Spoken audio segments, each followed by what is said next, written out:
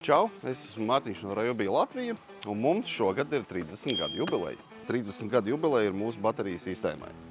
18 volt OnePlus sistēma tika radīta tālajā 1998. gadā, un tā nav mainījusies līdz pat šai dienai.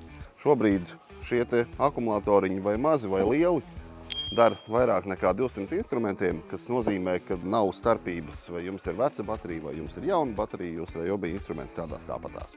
Ar jaunu, protams, nedaudz efektīvāk. Tātad šeit uz galda šobrīd jūs varat redzēt veselu bateriju evolūciju, sākot no vecākās un beidzot ar jaunāko. Šī mums ir, laikam jāsaka, otrās paaudzes litija-jona baterija, 2011. gada izlaidums, kā jau šeit ir skaidri redzams. 1,4 amperstundas, priekš tā laika, tas bija, jāsaka, industrijas standarts. Tālāk ejot jau mēs nonākam pie salīdzinoši svaigākas baterijas, bet tāpat salīdzinoši vecs, te ir 1,5 amperstundas. Šādas baterijas jūs vēl dažreiz arī varat ieraudzīt kādos Ryobi komplektos.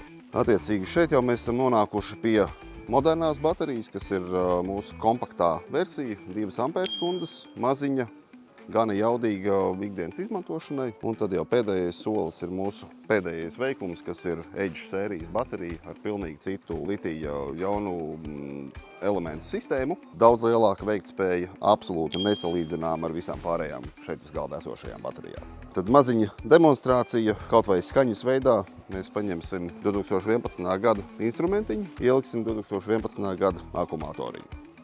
Ieliekam, nospiežam, dzirdam, viss funkcionē. Tagad pamēģināsim tieši to pašu instrumentu ar pilnīgi jaunu Edge bateriju.